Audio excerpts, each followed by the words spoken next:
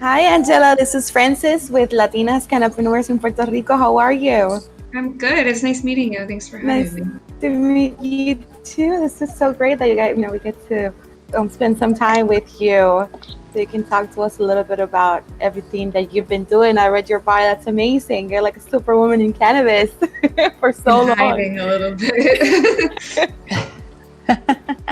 Hi, Angela. I hope you're doing good.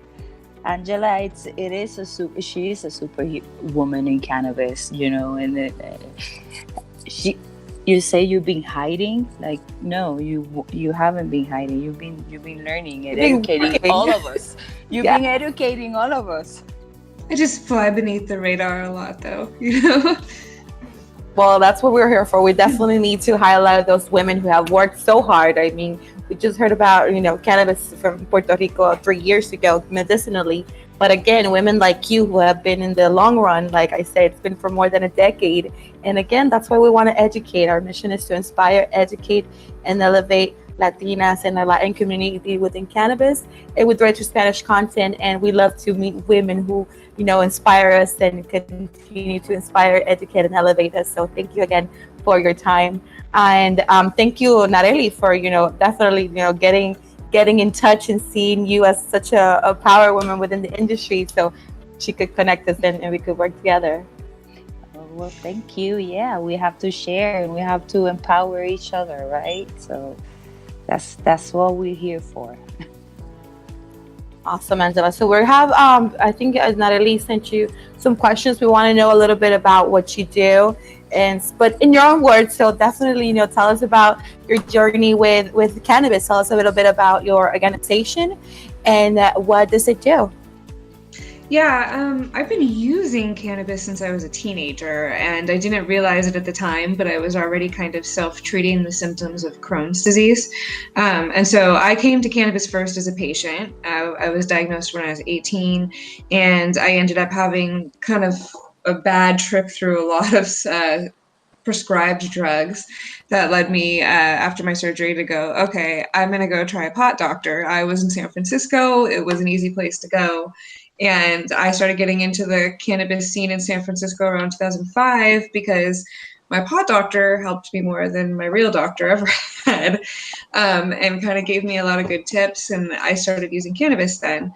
Um, Over the years, I ended up writing about it as a student journalist at San Francisco State. And then in 2008, I started working for Ed Rosenthal as an editorial assistant and book editor. And he's one of the founding columnists of High Times Magazine and wrote all the grow books that everybody's been using all over the world for the last 40, 50 years or so. From there, I've become the editor of a couple cannabis magazines. And right now, I'm mainly freelance, mostly doing investigative work on state licensing and corruption in government. Oh wow! Again, Mhm. you're like a superwoman. You do a little bit of everything. That's amazing, and just the fact that you've been, just educating and just getting this knowledge within cannabis for the last, more than 10 years now, and it's amazing how we see this legalization within the different states just rapidly this year, and the last I would say 5 years, it's just rapidly going, and you've been a pioneer of that investigative work. I mean, that's amazing. See, I Francis, feel that's what I told you. Like, she hasn't been hiding. Like, she's been educating each and every one of us. Well, I'm lucky to have come in at the time and the place that I came in at because I was in Northern California with all of the real pioneers who made all of this happen right before the green rush started happening and people started paying attention. So I saw what this used to be, how it's changed into what it's becoming, and that's really inspired a lot of the investigative work Yeah, you've because seen the past, and the future, basically. right. And I see how what's happening with cannabis in the business right now is what's happened to every other business in the United States and the world.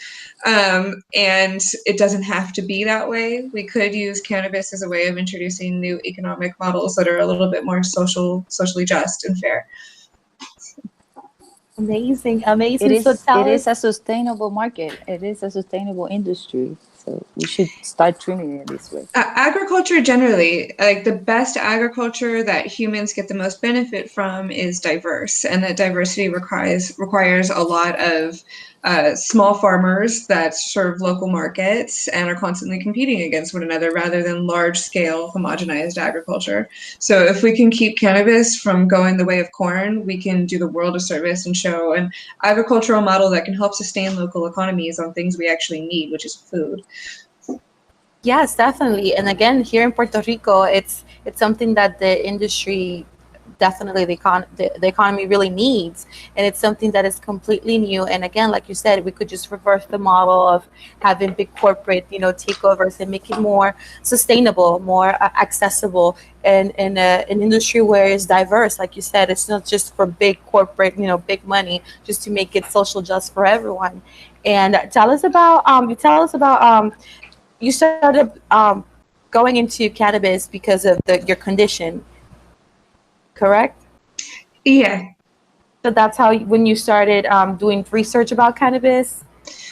Well, no, not really. So like I started kind of just being part of the cannabis scene in the Bay Area because I was using medically at the time, but I didn't really think that hard about it or look into it until I got the job with Ed Rosenthal and started covering it as a journalist. I had always thought that I would get a traditional job in journalism, but I graduated college the year the economy crashed. And that was also when most newspapers were downsizing and laying people off. And if I found a niche in cannabis, so I stayed with it. And that's what's really led to all the research. Oh, wow. And now you're you're a pioneer within the research community within cannabis. So tell us about the experience with Ed Rosenthal. How was that? How did you get to work with him directly? How was that experience? I had no idea who he was when I met him, and I didn't really understand what I was getting myself into until the first day when he introduced me to Keef for the first time. Wow. And I got a little too high. But what I did learn was that like a lot of like the hippies and kind of countercultural stuff I had seen from the 60s that I thought was gone was still there, and that like this whole scene was a lot more developed than I even understood at the time. And I don't think anybody realizes how, although it was underground, how solidified the network was across the whole country and the world. That's how genetics moved around. It's how the money moved around. And it's always been a little bit movement and a little bit industry. And Ed kind of is in both of those things. So it was really cool to go through him because I got to meet all the real pioneers from back in the day. I got to see everything firsthand as it was happening. I was actually in Oaksterdam while Prop 19 was happening with him.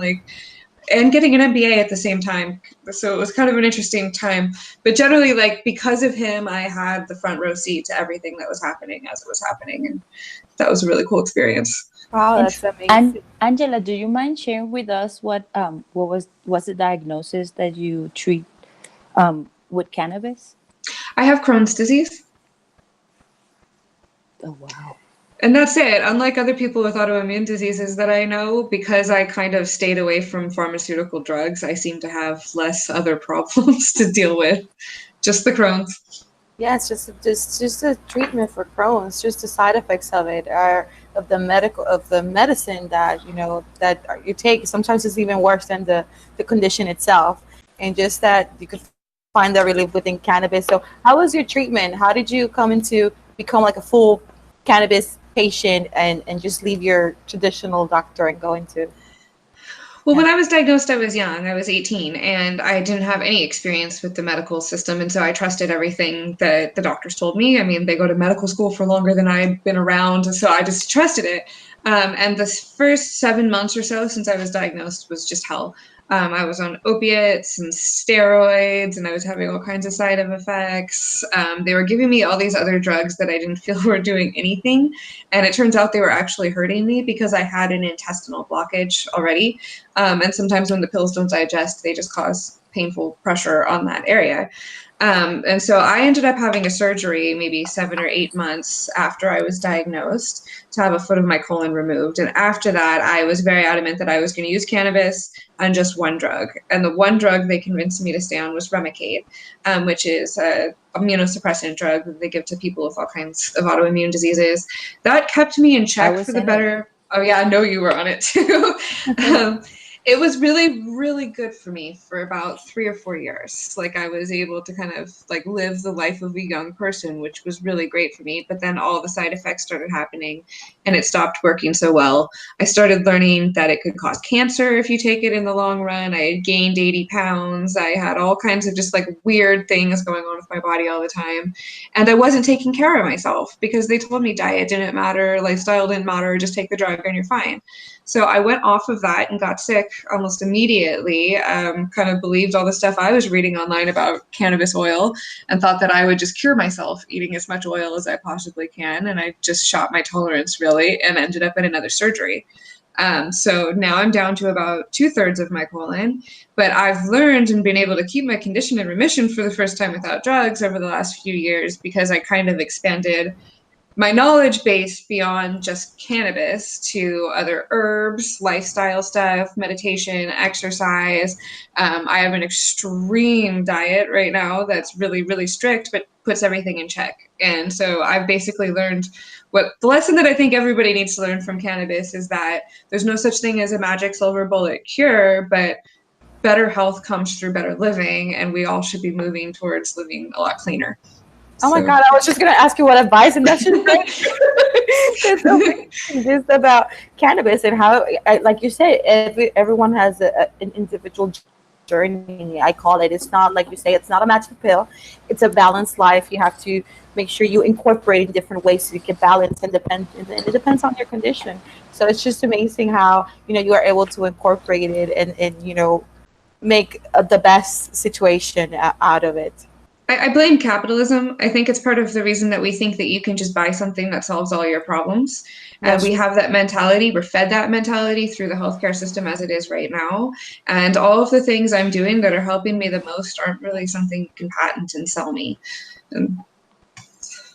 They don't have a magic wand. Nobody does. No, you can't. You can't sell me better diet or lifestyle. Yeah, no, it is. It's really similar to my story, and I tell everybody, and I think I seen every patient saying it, like, how can you expect to cure cancer if you keep eating fast food or junk food all the time? You just, or keep cure anything at all. You're not putting nutrients in your body. You just need to put nutrients, vitamins. Well, we talk about there not being enough research on cannabis, but I personally feel that there's not enough research about a lot of the things that are legal for children to buy right now, like this food additives, soda, like anything that comes in strawberries, the pesticides that they use. I was just reading a research. The pesticides that they use in strawberries, different fruits, such as just the let us eat, have more danger and chemical harms than cannabis, and that's something that it's being it comes into light because now that cannabis is so strict and they're putting so much spotlight on it, you could see all those other things that they just been overlooked and they let it pass by, and now the consumers, it's a consequence that they have an impact on their health. But like you say, capitalism and education, that's true. It causes an impact on the way we think and the way we live, and how we go to the doctor, gives us a magic pill, and everything will be all right. I know you should explore what's around you, what's locally available for you, because like a lot of I was a lifestyle coach, and I help a lot of people to get into a really good lifestyle in an Ayurvedic way. And it was hard for me sometimes to tell them, like, you don't need to go get the tea from India or the tea from England or China. You can go and find a plant locally around you that can resolve or give you the nutrients or the stuff that you're looking for. You don't need to be looking for all that stuff like the tuna, the nopalina, the everybody pays like $20-$40 for that stuff, and especially in Puerto Rico, it grows wild like crazy. We're just feeding crazy, but again, it's all about education. I think with cannabis and with hemp and everything that is going within the industry, I think it's awakening the sense of sustainability. How do we make better impact for the planet? How do we make a better impact in our lives in a natural and in a sustainable way? So I think it's shedding a lot of light, and we are seeing that change in mindset and that transition that we were being before. And again, that's because of your work and shedding light into so many things that had happened with cannabis. And it's amazing. You were like in the, the underground railroad, the underground, ways of how it was done. And because it was before, now that it's just big mainstream industry, there was before. That's always been cannabis. Now is they're having crimes expunged. All those people that started all this are thankfully the government, as long as they don't have any other crimes involved. Oh, they're having crimes expunged, especially like here in Colorado and California. I've been seeing around a lot of people, getting all those crimes of just possession or grow. There's technical stuff around it, but it is wonderful for those people to finally get that out of their record, because they're not criminals.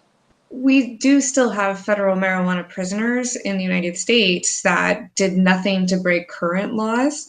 There's a guy named Luke Scarmazzo who was 23 years old and opened a dispensary in Modesto, California in 2002-03. He and his partner, Ricardo Montes, were busted for breaking federal law and both sentenced to 20 years. Ricardo was pardoned by Barack Obama, but Luke is in a maximum security prison in Louisiana with 12 more years on his sentence, and his only crime is something that people are getting very rich for now. Wow, exactly. It's about, again, social justice and inequality. That's something that needs to be addressed, because, like you said, it's not fair for people who right now are making huge profits of something that others, broke their backs and are in jail for. So definitely, making equity and making that something sustainable, and again, equality within the industry. It's something that is very much needed. And that's something I've actually seen over the years of doing the investigative research, is that the people who profited the most from the drug war are the ones who seem to be profiting the most from legalization. And if we all get distracted in being excited about being able to legally purchase really expensive weed, we're not looking at what's happening behind the scenes. And it's really worth looking at, because cannabis isn't just about making money. It's a whole bigger piece to a larger kind of way of shifting our focus in this country. So tell us, what are some of the challenges or obstacles that you maybe, with all the experience that you had, acknowledged that you are seeing or are currently seeing within the cannabis industry? Right now, we are at the place, I think, in the green rush where the bubble has gotten so big that it's about to burst. There's been a lot of venture capital flying around, and a lot of speculation on the stock market, and a lot of dumb money kind of being spent. And I think that's all going to come to a reckoning real soon, because I think that federal law is going to change before the next election. What that looks like, I don't know. I don't know if it's going to be anything near what it should be. I hope it involves federal decriminalization and descheduling. But yeah, I think the biggest challenge is that there is a lot. The way to win the game before federal legalization happens is to have a lot of money that you have the ability to lose. If you can lose millions of dollars right now, you can own the whole industry in this country before it's legal. If you are a small business, you have no chance right now until federal law changes. And this is something I keep talking about with the economic piece, and why I'm lucky to have come in when I did, is I saw a small gray market economy in Northern California in the early days that was kind of cool to see. I saw people who are otherwise like poor or lower middle class be able to work hard and hustle good product and advance their standing in life, send a kid to college or buy a house. And that's because we had a true free and fair market economy that was based on merit. The people who were growing shit weed were sending it east. The people who were growing the best stuff were getting a livable wage to sell it legally in our storefronts. And I see that completely going away if we continue on the path that we're on right now. So I would love to get more people talking about that. Like, that is such a huge thing, to be able to allow stability in local economies through small local businesses, where the money that's earned and generated gets fed back into the community instead of over to Wall Street. That would be the goal. And how do you think we could keep that from happening? How do you see, or in an ideal, vision board, and how would you see federal legalization and social justice being working together in community, being involved? Well, we all have to talk about it a lot more. I've spent the better part of the last at least 6 or 7 years doing a lot of traveling to cover cannabis stuff. I was recently in Puerto Rico, and I've been to a lot of the red Trump states over the last few years. I've been to the big blue states that have their big programs, and I've live a lot of time on the West Coast in the states that really pioneered this. And I see what's happening, and I see people getting so excited about like the little bits of freedom that they've gotten so far, that they are not wanting to talk about any of the unintended consequences. And I think that if we, as people who care about this issue, start talking about it a lot more in every single circle we're in, and I'm notorious for it these days, we start making other people think, and hopefully that helps them do whatever they need to do within their own personal range of abilities to act. That helps sustain this better. And I think the thing too is that we can't just sell this as a moral issue, although it is, but an economic issue. This is going to collapse if we make it go the way that we've made every other business in the world go right now, which is extreme oligopoly capitalism. We need to spread it around a little bit better. It'll be better for the plants. It'll be better for local economies. It'll sustain us all if we do this right. And I think it's really important that we all kind of keep preaching that message. Awesome, amazing. That's We exactly should all the talk message. about it. Yeah, we should all talk about it until it becomes normal, right? You should always be like, yes, that's great that such state or country just legalized, but here's what they need to make sure they don't do wrong that we've seen wrong in other places. For instance, I always point to New York and Florida when I talk about what went wrong. And as I understand it, Florida played a big role in what happened in Puerto Rico. But Florida, which is one of the most populated states in the country, started with just 5 vertically integrated licenses. You had to have a nursery that was already massive scale production that had been in continuous operation for 30 years and at least $1 million to drop on an application. That basically limited it down to just the people who were going to get the license. Like the way the law is written, you can accept it or you can say, wow, this is incredibly corrupt. And these legislators just wrote their friends into owning the whole industry. We need to talk about that.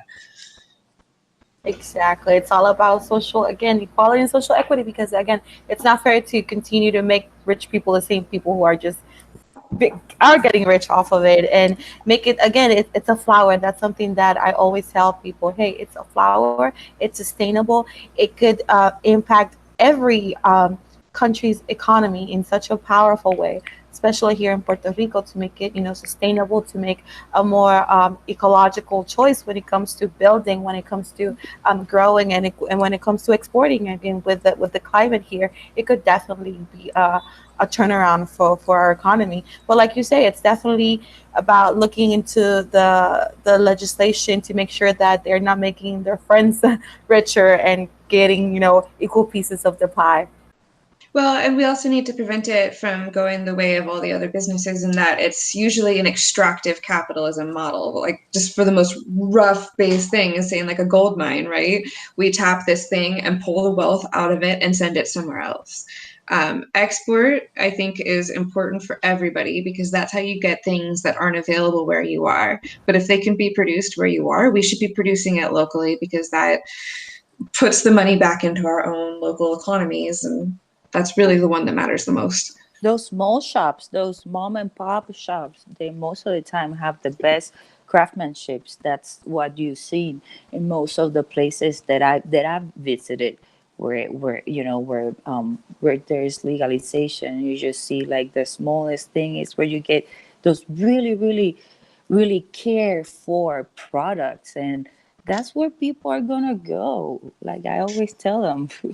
The best weed in the world is not on the legal market right now. And I say that because California has just royally messed up their legalization laws and shut out most of the existing industry. And the industry in Northern California really has been what's fueled this whole thing the whole time. And there are some cultivators, breeders, growers there who have been focusing on this for generations and have learned how to do some really cool things and make some really amazing product. And most of them are on the illegal market still. Yes, because again, there's not who's gonna fund it? You know, going legal, it's a process and it takes a lot of money. And now with everyone trying to get, you know, money off of it, just like you say, the application fees, like at least $500,000 just to open a dispensary, just at least. And like in Florida, where they had to have a, you know, multi-million dollars to just have a vertical integration to be able to grow, because they have to be everything under one roof. So again, it's just great that you are able to shed light into all this, that it's happening, and educate us on how to, hey, it's great that you're going legal. Let's make sure that it's, you know, it's part of the community, they're involved, and there's equity and there's equality within it.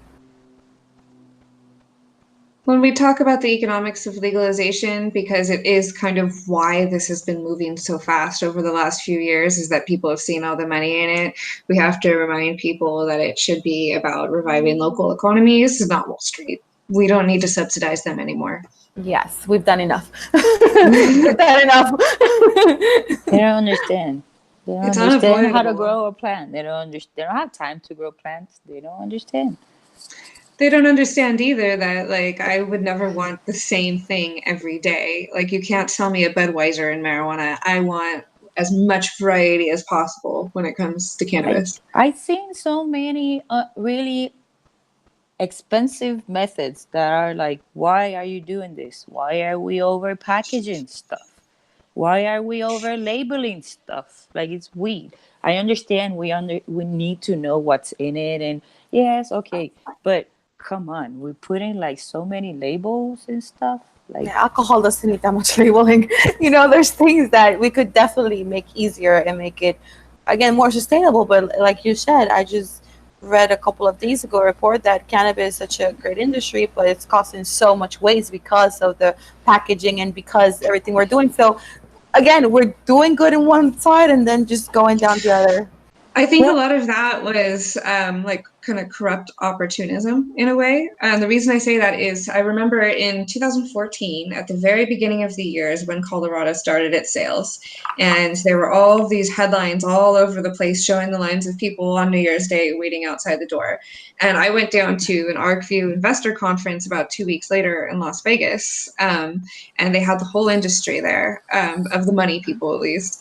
And as I had a press pass, it was really interesting. I was the only female in the room that wasn't working the event, which I thought was very interesting. yes, But the room had a lot of sitting state legislators in the audience, people who were senators and congressmen, and even some U.S. congressmen. And they started the meeting off by saying, you know, you can't invest in anything that actually touches the plant right now, but here are some opportunities where you can invest in ancillary businesses. Almost all of it was this child-proofing extra layer of plastic, packaging, and seed-to-sale software solutions. And if you look at the people who were sitting in the room and then the laws that ended up being enacted in their states afterwards, you'll see that there are a lot of layers of packaging required, and certain software companies are getting exclusive contracts with state governments. There. So much security, right, for and a so, plant that's going to come and do some harm to you. Well, we talk about the dangers of pesticides, and you mentioned this earlier with food, Francis. Like, what about the rest of the food that we're eating? If we're going to hold cannabis to this standard, why don't we hold every other agriculture product to this exact same standard? I think it's great that I know if there's pesticides or not on my weed. Of course. And in everything that we eat too. I mean, why is it exclusively to eat? Shouldn't we know everything about what it's being consumed and how it's being produced and how it's growing? So again, just making the push of having the same, if we're gonna put cannabis through this, you know, absurd amount of overviewing, let's just then Testing. put everything else Yeah. like it should. Exactly. Well, it's interesting to look at the issue of like lab testing too, because that was something that never came out of government regulation. It came organically out of the free market in Northern California. The dispensary Harborside in Oakland decided that they wanted to start testing all their products to prove there were no pesticides on it and to be able to tell people how much THC and CBD was in there. And so they started taking buds to every food testing lab in the whole Bay Area, and they got rejected. And so they helped found Steep Hill Labs, which was the first cannabis cannabis testing lab. So we see that happening. And as Harborside starts putting those labels on all of the products, every dispensary in the area started following suit because they need to now compete with that happened. Now we see, as new laws are being rolled out in new places, lab testing is required and very expensive. And it's just another way to kind of fix up the cost a little bit. I think it would be more advantageous to kind of create a free market of labs as well, with strict guidelines on how they follow what they're doing, because we'll see the prices drop on that and end up being more useful for everybody. Create a competitive market for everyone to be able to be involved and shared in. Of course, that should be the goal. Well, like the core of the real capitalism theory is the free market, which is merit-based advancement. If we have all of these producers, the one that produces the best product for the cheapest price is the one that succeeds. When we extol these virtues of capitalism, we also have to look at whether or not we're actually following that model, and we're not right now. These are not free and fair markets. This is extractive capitalism, and it's oligarchy. It's not the same thing as a true theoretical capitalism, and I think it's important that we talk about that too. Amazing, just how everything gets involved within cannabis, and how, again, there's certain things where there's always more work to be done. There's always more information to be gathered for, like, again, people like you who have seen both sides, who have traveled and were able to spend time with different, pioneers within the industry. So you've seen these little trends, you've caught into them, and it's really amazing that you were able to, as the women also, how is that experience within cannabis as the women in the industry? When I first started writing, every space I went to, I was one of the only women, if not the only woman in it. And when not I first started, no, definitely, yeah. Well, yeah, actually, so yeah, the first conference I ever went to, I was one of the only women in the room who wasn't a paid model, and I had more clothes on than most of the women in the room. Right. That was the industry back then. As it's been coming out, still it is sometimes. Sorry. It is sometimes. I've seen it. I'm like, ladies, let's start to respect each other. Well, and a core thing too, and when I first started writing for Skunk Magazine, which is really male dominated, one of the things I was covering was child removal in Northern California. So the counties that were growing the most cannabis, and usually involved very poor people, had the highest rate of child removal in the state, 3 times the national average, and it was higher than the cities like San Francisco and LA. So what's going on there? They were basically using cannabis as a way to steal like young babies, because they're the most adoptable and they get federal funds for adopting them out. And so they were using cannabis as a way to go after these families. If you're a man, usually you can be prosecuted and sent to jail, and they're not going to take the kids away. When you start talking about mothers, the children get taken away. And I think that that's something that's kept most women completely quiet on this issue. The only people who've had the privilege to really be able to come out and push the envelope on cannabis legalization have been white men, especially middle-aged white men. And so they have been leading the movement for a long time. I started writing for Skunk Magazine in 2009, and the editor at the time was Diane Fornbacher, who is the founder of the Normal Women's Alliance, or one of the co-founders of it. And she took what they had, a regular column called The Token Female, which was like a nude model on the cover, and turned it into these profiles on women in the industry who were doing big work, like lawyers and doctors and researchers and stuff. From that, we ended up founding Ladybud magazine, which was kind of like it was very popular at the time, and it had like 60 different female writers from different states all around the country and different perspectives and stuff. After that, we saw a lot more of the women's issues start coming to the fore in the mainstream media, because this was happening at the same time Colorado legalized. So all of a sudden people cared about this issue more. Women became a hot commodity. Now I feel like it's kind of become the same tokenism with everything else, where it's just like we have our women's event and we have a women's issue, but we're not actually doing anything to solve women's issues. And so we still don't see women and people of color in positions of power in the industry in any sort of way. And I wish we would talk about that more than just featuring us in magazines and news articles now. True. It's more than, like you said, definitely. It takes more than just going to an event, it has to be continuous work. You have to put in the time, you have to go to places and meet the people who actually make the difference and try to make an impact and get the voice heard. I think that's something that we're working on as patients and here within the industry, try to get the voice heard, because being home, being quiet, it doesn't do us any good. So definitely get the voices heard, make sure that we're more involved and inclusive within the industry, because like you say, there are not many minorities being led in the boardrooms. And not only complain on Facebook or Instagram, like go and talk to and write an email. That same complaint, copy paste it and write it to your senator, to your legislature. Like, do that. Well, and show up and push yourself into these spaces. I've heard a couple older women of color tell me these stories about how they were able to break into these places because they showed up. I saw all the white boys sitting around drinking a beer, so I grabbed a beer and a chair and I got up in between them. Like, make your presence known. And I know that as a woman, like, that's definitely something I've just done in this space. I just show up, and if you've got a problem with it, we'll deal with that. But for the most part, I'm going to pretend it's a non-issue and just push forward. So when I first started in this industry, they told me, like, the women is the last person they see on business, and that's why I started doing the hashtag Lady Boss, because we are here, we are known, we're not there to look pretty, because most of the time when I went to events, every time I went as press pass, it was just hard, because like you said, it was all males. Most of the time they're all drinking, and nobody's consuming cannabis because they don't understand. They're all suit up. Like, dude, it's like really hot in here. Like, why are you all suit up? Yeah, and the way to actually break into positions of power that are dominated like that is to get nurtured into it or mentored into it. And so if you don't push yourself into those people's space, you won't. And so this is kind of crude, but something I've said for a long time is that to get into these men's spaces, you have to play their game. And so when you go into a room with a bunch of men, usually they have what I like to call a dick measuring contest, where we all put them on the table and we see who has the biggest one, and then we defer to him as the alpha, right? And so you have to walk in. Exactly. And as a woman, you have to walk into the room really confident in who you are and what you know, and be like, here's my dick. It's bigger than all of yours. So you can put them away now and we can just talk. Which is kind of where I'm at these days.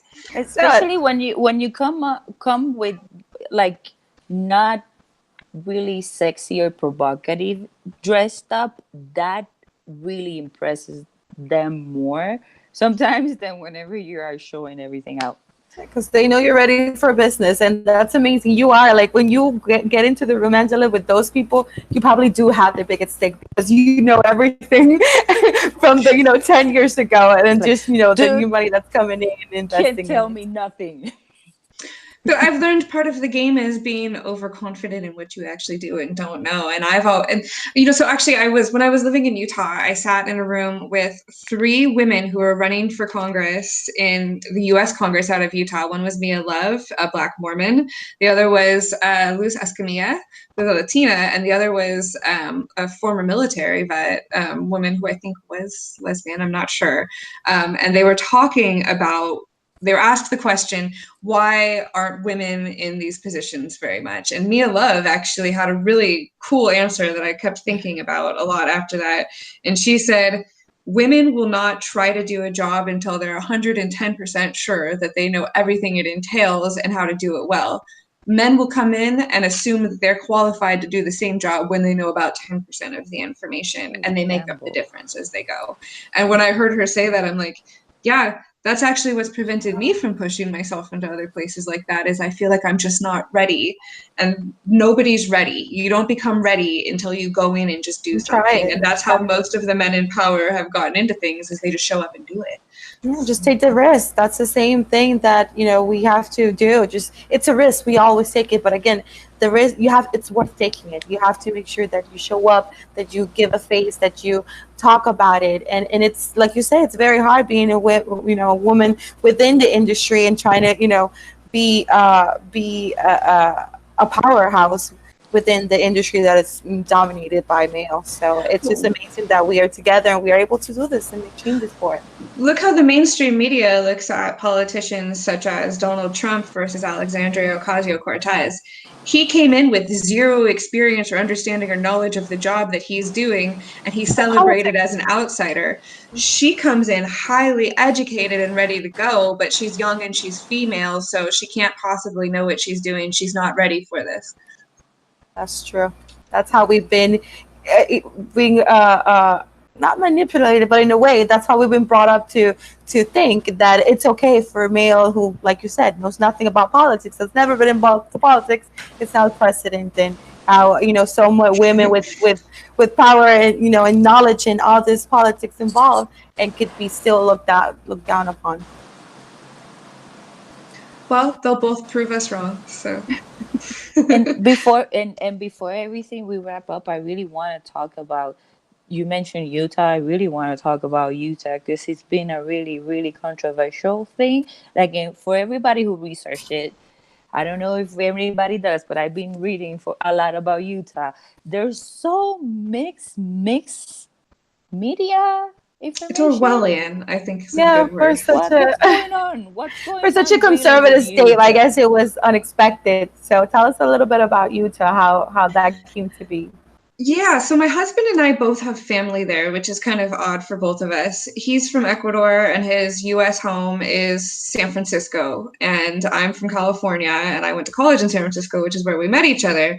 But we both kind of discovered as we got to be friends that we both were going back and forth to Salt Lake City to see family.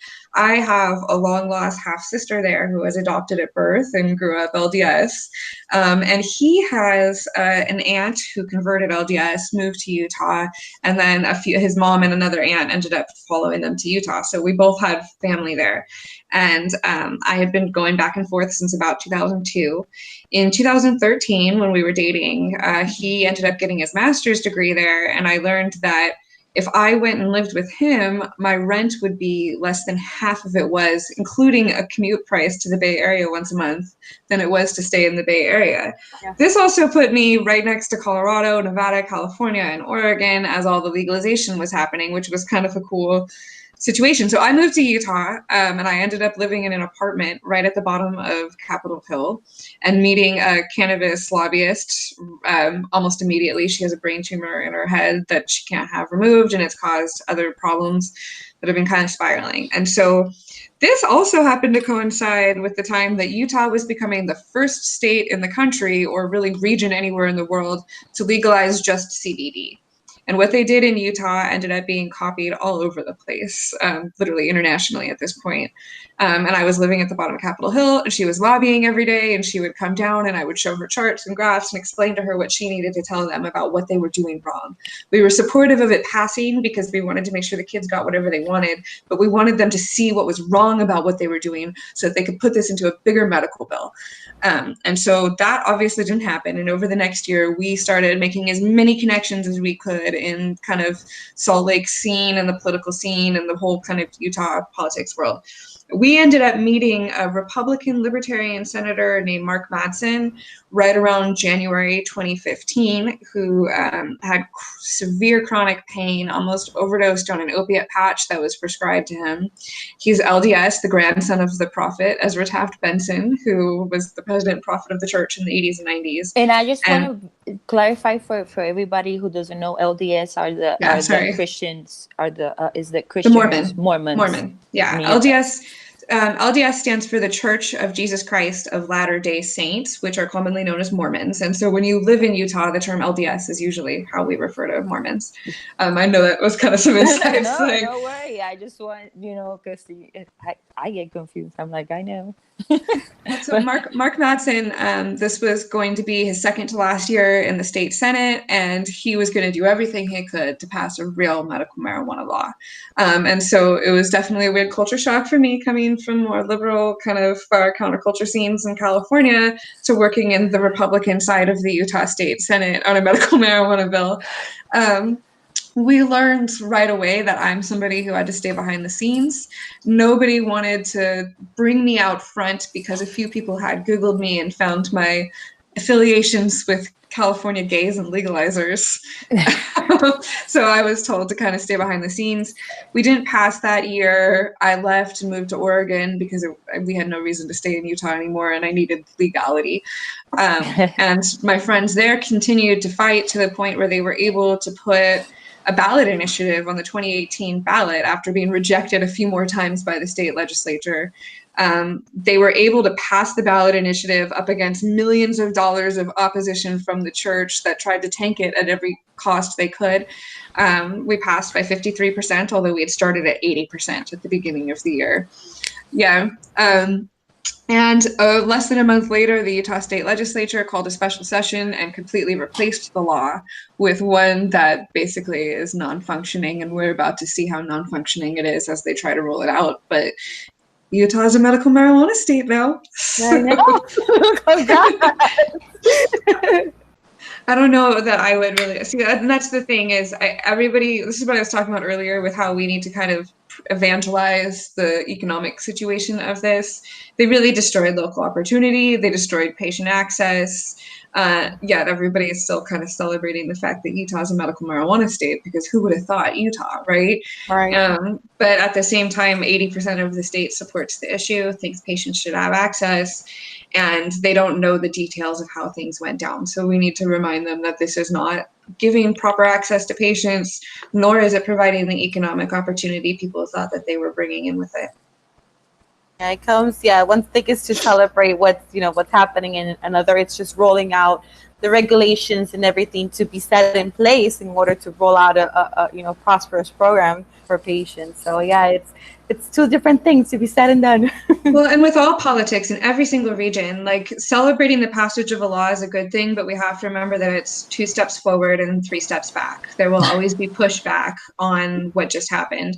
And so, yes, it's legal, but don't just sit back and think it's okay now. Even in Colorado and California and Oregon and Washington and all the other legal places, there's so many problems.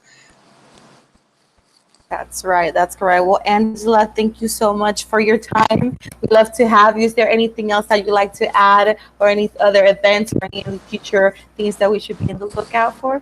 I wish I had something like that to say. I am working on a book right now that's going to roll my investigative work into kind of like a 10-year retrospective in first person of how the green rush happened. Maybe that's 6 months or more at least. Oh, wow. We definitely look forward to that. And with all your interest and insights of it, wow, it's amazing. And Angela visited Puerto Rico last December, so she knows and has a lot of insight of Puerto Rico. I see how things that happened there connected to things that I've been following on the mainland United States. And there's actually going to be a section in the book about Puerto Rico, because I see kind of the larger play into all of the themes that I've been looking at for sure. Amazing. We'll definitely be in the lookout for that. And again, thank you so much for your time. Thank you, Natalie, for just having amazing women and connecting us and continue to empower. And again, if you're in Puerto Rico, or if we meet, because again, we travel a lot, so we definitely keep in touch so we can have a face-to-face meetup. But again, thank you so much for your time, Angela. Oh, absolutely. Thank you. And thank you for having me. Sure. Thank you, Natalie. You guys have a good one. Thank you. Bye.